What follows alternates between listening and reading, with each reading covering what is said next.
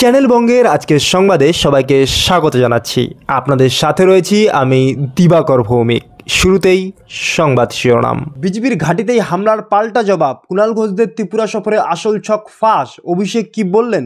রাজনৈতিক সন্ত্রাসে বাংলাকে ধ্বংস করেছে টিএমসি। বিজেপি নেতাদের হামলার পর মারাত্মক অভিযোগ দিলীপ ঘোষের। নির্বাচনের প্রস্তুতি দেখতে বাংলায় দিল্লির বিশেষ টিম। বুথ লেভেল অফিসারদের নিয়োগ নিয়ে কেন এত চাপ? কার্নিভাল বাংলার গর্ব, ওখানে রাজনীতি চলবে না। উত্তরবঙ্গ বিপর্যয়ে বিজেপির আক্রমণ উড়িয়ে মুখ্যমন্ত্রী। বিপর্যয়ের কেন্দ্রস্থলে কেন্দ্রীয় মন্ত্রী। হিমাচলের পর উত্তরবঙ্গেও কি কেন্দ্রের বিশেষ প্যাকেজ? নজরবিহীন দুর্যোগে স্তব্ধ হিমাচল, ধসের কবলে আস্ত বাস, 18 জনের মৃত্যুর ঘটনায় দেশ জুড়ে শোক। পুলিশের সামনেই গুন্ডামি। ত্রিপুরায় টিএমসি অফিসে ভাঙচুর নিয়ে সায়নী ঘোষের পাল্টা আক্রমণ। কারণ কি? শুনলেন শিরোনাম, এবার বিস্তারিত।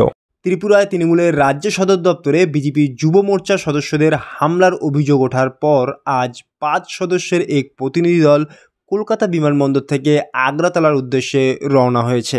এই দলে রয়েছেন কুণাল ঘোষ, সায়নী ঘোষ, প্রতিমা মণ্ডল এবং অন্যান্য গুরুত্বপূর্ণ নেতা। এই সফরের উদ্দেশ্য হল তৃণমূল কর্মীদের পাশে দাঁড়ানো এবং গণতন্ত্রের উপর হামলার প্রতিবাদ জানানো। তৃণমূলের সর্বভারতীয় সাধারণ সম্পাদক অভিষেক বন্দ্যোপাধ্যায় এক্স হ্যান্ডেলে বিজেপিকে তীব্র আক্রমণ করে বলেন, বাংলায় ব্যালেটে আমাদের হারাতে না পেরে বিজেপি এখন ত্রিপুরায় ক্ষমতা জাহির করতে হিংসার পথ বেছে নিয়েছে।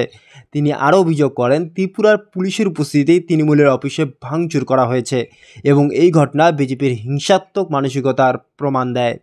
যদিও ত্রিপুরায় বিজেপি নেতৃত্বে এই অভিযোগ অস্বীকার করেছে। এই সফরকে ঘিরেও ত্রিপুরা ও পশ্চিমবঙ্গের রাজনীতি উত্তেজনা এখন তুঙ্গে। উত্তরবঙ্গে বন্যায় ক্ষতিগ্রস্তদের ত্রাণ দিতে গিয়ে বিজেপির সাংসদ খগেন মুর্মু এবং বিধায়ক শঙ্কর ঘোষের উপর হামলার ঘটনায় আজ বিজেপি নেতা দিলীপ ঘোষ তৃণমূল কংগ্রেসকে সরাসরি আক্রমণ করেছেন। পশ্চিম মেদিনীপুরের এক জনসভায় তিনি কঠোর ভাষায় নিন্দা করে বলেন, মমতা বন্দ্যোপাধ্যায়ের নেতৃত্বাধীন তৃণমূল সরকারের অধীনে বাংলায় রাজনৈতিক সহিংসতা নজিরবিহীনভাবে বৃদ্ধি পেয়েছে। তিনি অভিযোগ করেন, রাজ্যের বিভিন্ন স্থানে রাবণ দহনের মতো কর্মসূচি জোর করে বন্ধ করা হয়েছে এবং এটি তৃণমূলের অসহিষ্ণুতার প্রমাণ।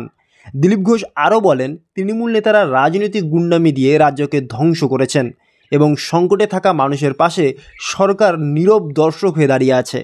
যদিও তৃণমূল নেতা কুণাল ঘোষ দাবি করেছেন, এই হামলার সঙ্গে তৃণমূলের কোনো যোগ নেই। এটি কেন্দ্রীয় তহবিলের টাকা আটকে রাখার মন্তব্যের জেরে স্থানীয় ক্ষুব্ধ জনগণের স্বতঃস্ফূর্ত প্রতিক্রিয়া। পশ্চিমবঙ্গ জুড়ে বিশেষ নিবিড় ভোটার তালিকা সংশোধনের প্রস্তুতি খতিয়ে দেখতে আজ নির্বাচন কমিশনের একটি উচ্চ পর্যায়ের দল রাজ্যে এসেছে। ডেপুটি নির্বাচন কমিশনার জ্ঞানেশ ভারতীর নেতৃত্বে এই টিম আজ চিফ ইলেকট্রিক অফিসের সঙ্গে এক জরুরি ভিডিও কনফারেন্স বৈঠক করবেন। এই বৈঠকের মূল এজেন্ডা হলো ভোটার তালিকা সংশোধন এবং বুথ লেভেল অফিসার নিয়োগ প্রক্রিয়ায় পর্যালোচনা করা। কারণ সম্প্রতি প্রায় 4500টি অভিযোগ জমা পড়েছে, যেখানে বলা হয়েছে বিএলও নিয়োগে ব্যাপক অনিয়ম হয়েছে এবং শাসক দলের কর্মীদের সুবিধা দেওয়া হচ্ছে। যদিও উত্তরবঙ্গের জেলাগুলোর কর্মকর্তাদের বন্যা ও ভূমিধস ত্রাণ কার্যক্রমে ব্যস্ত থাকায় আজকের বৈঠক থেকে অব্যাহতি দেওয়া হয়েছে। নির্বাচন কমিশনারের এই কড়া পদক্ষেপে ইঙ্গিত দিচ্ছে, আগামী লোকসভা বা বিধানসভা নির্বাচন সুষ্ঠুভাবে সম্পূর্ণ করতে কমিশন কোনো ঝুঁকি নিতে চাইছে না। উত্তরবঙ্গে ভয়াবহ বন্যা ও ভূমিধসের পরেও মুখ্যমন্ত্রী দুর্গাপুজো কার্নিভ্যাল অনুষ্ঠানে যোগ দেওয়া নিয়ে বিরোধী দলনেতা শুভেন্দু অধিকারী সহ বিজেপি নেতারা তীব্র সমালোচনা করেছিলেন। সেই সমালোচনার কড়া জবাব দিয়েছেন মুখ্যমন্ত্রী মমতা বন্দ্যোপাধ্যায়। তিনি বলেন, কার্নিভাল বাংলার গর্ব এবং ঐতিহ্য। প্রাকৃতিক দুর্যোগের মাঝে উদ্ধার কাজ চলতে থাকাকালীন উৎসব বন্ধ রাখা যায় না। মুখ্যমন্ত্রী আরও জানান, তিনি কার্নিভালে যোগ দেওয়ার সময়ও পরিস্থিতির উপর সারাক্ষণ নজর রেখেছিলেন এবং ত্রাণ ও উদ্ধার কাজ বন্ধ ছিল না। তিনি উত্তরবঙ্গ বিপর্যয়ের এই পর্যন্ত 27 জনের মৃত্যুর খবর নিশ্চিত করেন এবং বলেন, ত্রাণ ও পুনর্বাস কাজ জোর কদমে চলছে। বিজেপি নেতাদের ভিআইপি ভিজিটরের মতো পাহাড়ে 30-40টি গাড়ির কনভয় নিয়ে যাওয়াকে তিনি নিম্নমানের রাজনীতি বলে কটাক্ষ করেছেন। উত্তরবঙ্গের দার্জিলিং জেলার মিরিক অঞ্চলে ভয়াবহ ভূমিধস এবং বন্যার ক্ষয়ক্ষতি সরজমিনে খতিয়ে দেখতে আজ কেন্দ্রীয় সাংসদ বিষয়ক মন্ত্রী কিরণ রিজিজু এলাকায় পৌঁছান। সম্প্রতি এই বিপর্যয়ে প্রায় 36 জনের মৃত্যু নিশ্চিত হয়েছে। মন্ত্রী রিজিজু পরিস্থিতি দেখে উদ্বেগ প্রকাশ করেছেন। তিনি বলেন, অবস্থা খুবই খারাপ, তাৎক্ষণিক ত্রাণ প্রদান করাই এই মুহূর্তে প্রধান অগ্রাধিকার। তিনি জানান, রাজ্য এবং কেন্দ্রীয় সরকারের সম্মিলিত প্রচেষ্টার মাধ্যমে এই সংকট মোকাবিলা করবে। তিনি এই পর্যায়ের বিষয়ে একটি বিস্তারিত রিপোর্ট কেন্দ্রে পেশ করবেন। কেন্দ্রীয় মন্ত্রী এই পরিদর্শনের পর রাজনৈতিক মহলে জল্পনা শুরু হয়েছে। হিমাচল প্রদেশের মতো উত্তরবঙ্গের জন্য কি কেন্দ্র বিশেষ আর্থিক ত্রাণ প্যাকেজ ঘোষণা করতে চলেছে? মন্ত্রীর এই সফর কেন্দ্রের পক্ষ থেকে দুর্যোগ মোকাবিলায় রাজ্যকে পূর্ণ সহায়তার আশ্বাস বলেই মনে করা হয়েছে। জাতীয় স্তরের খবর হিসেবে হিমাচল প্রদেশের ভয়াবহ ভূমিধসের ঘটনাটি আজ দেশ জুড়ে আলোচনার কেন্দ্রবিন্দুতে।